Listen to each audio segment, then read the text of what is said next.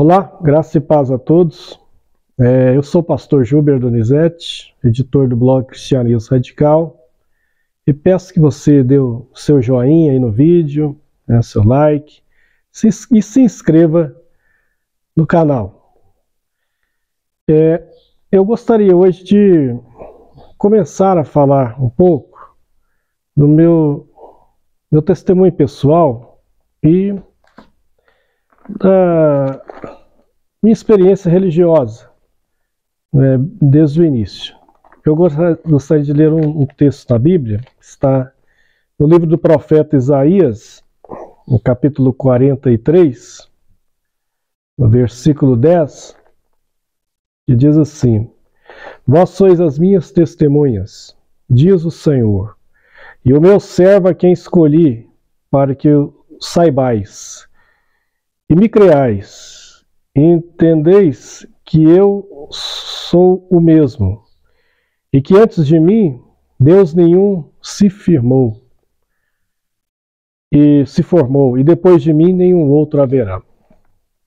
Eu escolhi esse texto porque esse texto é um texto muito utilizado por um grupo religioso conhecido no mundo todo, que são os Testemunhos de Jeová.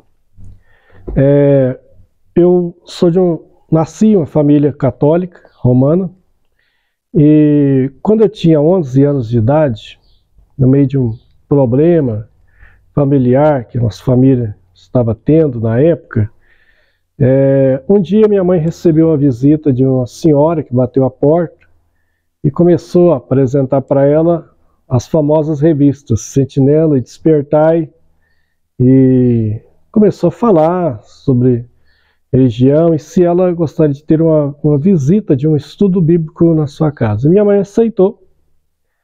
E a partir daí, todas quinta-feira, em nossa casa passou a ter um estudo, onde essa senhora, juntamente com seu esposo, vinha e fazia a leitura da revista Sentinela e Despertai e também desse livro aqui. Só que hoje, na época ele era azul, ele era um livrinho azul, a capa dele era azul na época, que era Poderá Viver para Sempre no Paraíso da Terra.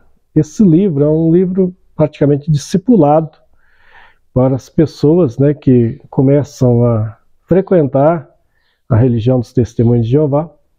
Então eles começam a fazer isso, leem um texto, explicam, depois tem algumas perguntas no final, igualzinho a revista Sentinela Despertar tem também, e aí faz as perguntas e as pessoas respondem, e é dessa forma que é feito.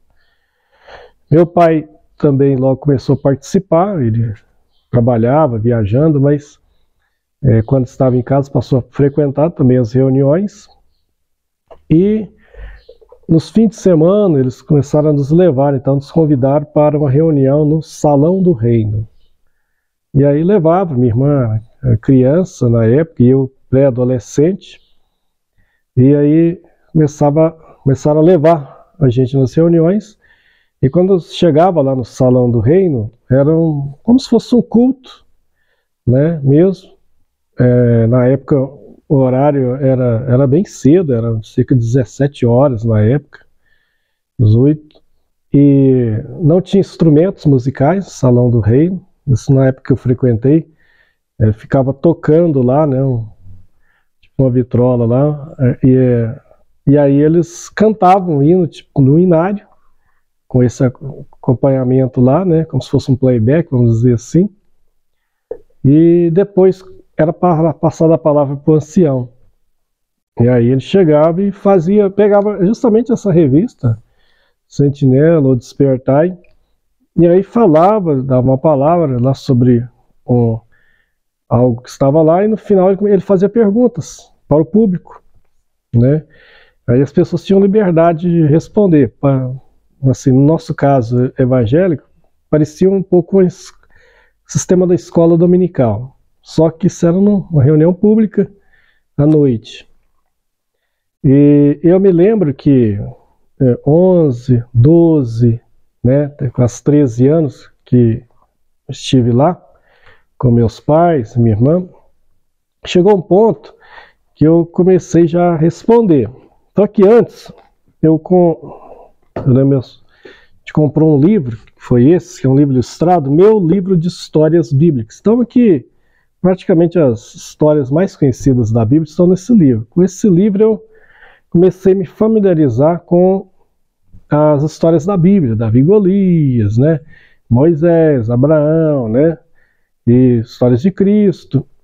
E na época, justamente nessa época, começou a passar na Rede Globo de televisão uma série, né? Na época era inédita no Brasil, foi a primeira vez que passou, Os Grandes Heróis da Bíblia. Então, cada dia era um personagem, né? Sansão e Dalila e tal, e na época eu era um adolescente, gostava muito de heróis, né? De super-heróis, né? E via na televisão, então a história de Sansão me chamou muita atenção, né? E eu me lembro que perguntei para a moça que dava o estudo para nós se estava na Bíblia essa história e se estava onde que se encontrava, né? Que eu não conhecia, né, a Bíblia. Na época o que eu fazia era um catecismo, né, na Igreja Católica, porque eu estudava num colégio confessional religioso católico.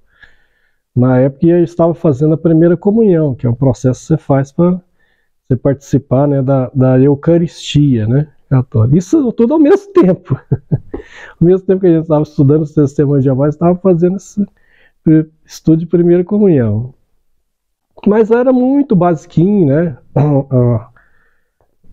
Lá, esses estudos lá, católico, e lá com os testemunhos de Jeová eles falavam mais. Aí ela me mostrou, abriu uma Bíblia, na época a Bíblia deles era uma Bíblia verde, capa verde, depois passou para capa preta, mas na época era verde. E não vinha escrito Bíblia na capa, não. Ela vinha escrito assim, Tradução do Novo Mundo das Sagradas Escrituras. Né? Era desse jeito que vinha escrito. Aí ela abriu no livro de Juízes, capítulo 13 ao capítulo 16, e me mostrou. Falou, não, está aqui a história de Sansão, né? Aí eu achei interessante e continuei vendo a série. E aí comecei a ler esse livro, meu livro de histórias bíblicas, li ele todinho, rápido. E aí a gente ganhou 2 Bíblias, né, que eles nos deram. Eles dizem que essa Bíblia é a melhor tradução do grego, por isso tradução do Novo Mundo das Sagradas Escrituras, que as outras traduções, quer dizer, protestante, católica, não está legal, né?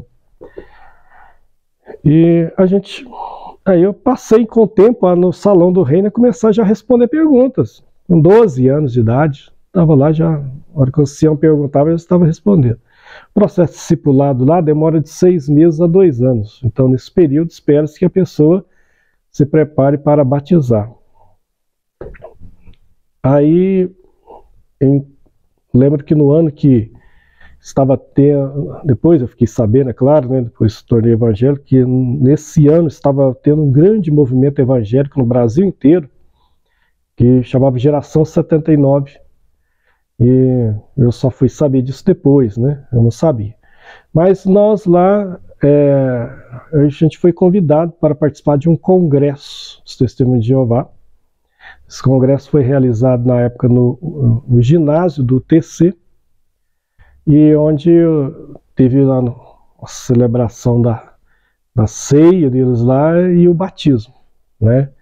Aí fazer uma piscina lá, e aí as mulheres de maiô lá, né, batizando, os homens, então parecia.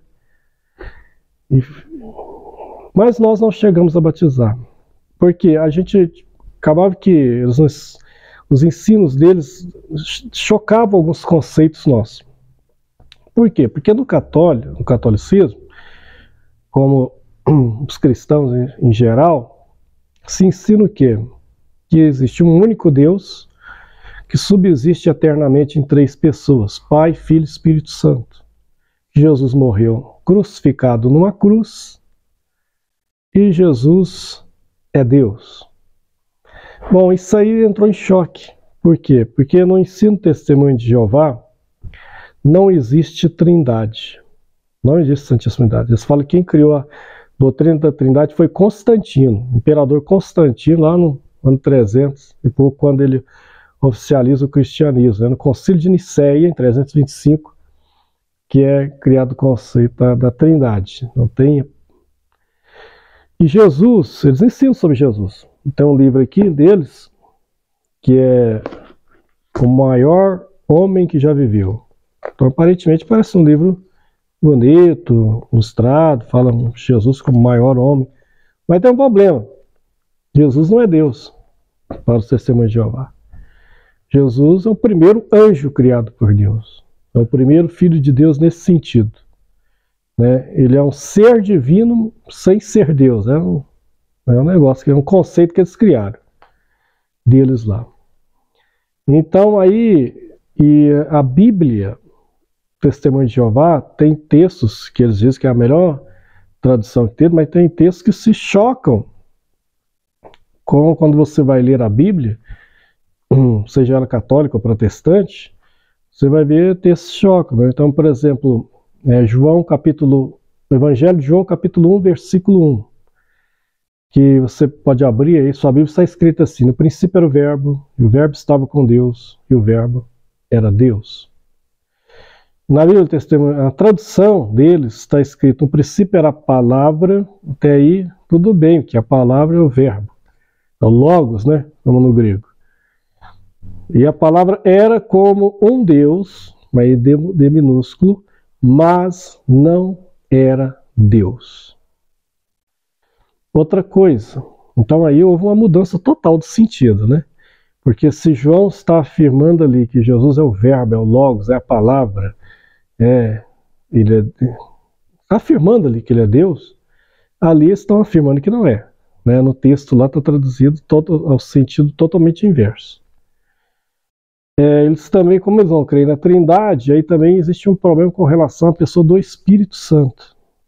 Então eles não creem que o Espírito Santo é uma pessoa, mas ele é uma força ativa de Deus.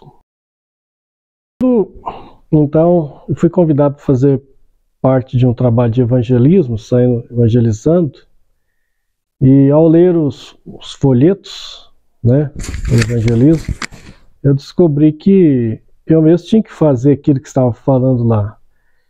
Eu quero reconhecer que era um pecador, que todos pecaram e carecem da glória de Deus, conforme Romanos 3:23, independente da idade, que só a obra de Cristo na cruz e crer nessa obra que nos salva, porque o homem não pode salvar a si mesmo, e fazer uma oração simples pedindo que Deus entrasse, né, o Senhor Jesus entrasse em meu coração e me salvasse. Quando eu fiz essa oração, senti uma paz tremenda e foi um divisor de águas quando tive um encontro com o Senhor. Nós decidimos que não mais estaríamos frequentando o Salão do Reino e nos batizamos na Igreja Evangélica Assembleia de Deus, membro desde essa época, e passei a servir o Senhor. O que eu posso dizer agora, fazendo um retrospecto sobre esses ensinos, é que eles são antibíblicos, né?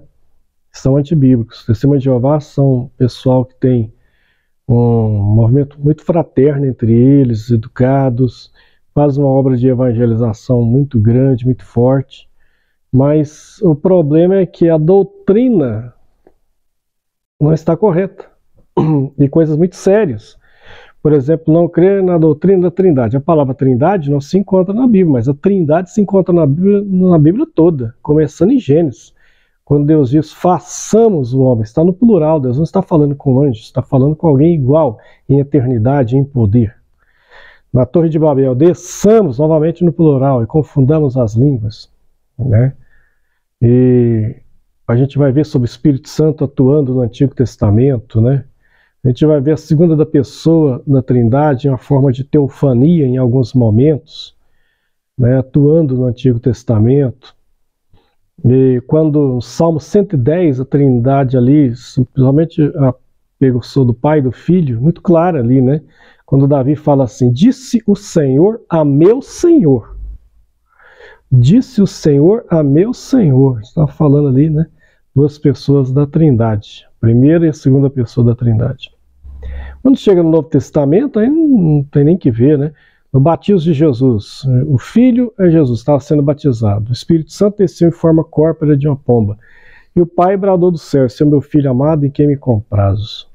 Na fórmula do batismo, em Mateus 28, 18 a 20, né, ide por todas as nações, ensinai, batizando-as em nome do Pai, do Filho e do Espírito Santo, até na bênção apostólica, 2 Coríntios capítulo 3, versículo 13, que foi o primeiro credo da história da igreja, quando Paulo diz, na graça do Senhor Jesus Cristo, o amor de Deus e a comunhão do Espírito Santo estejam com todos vós.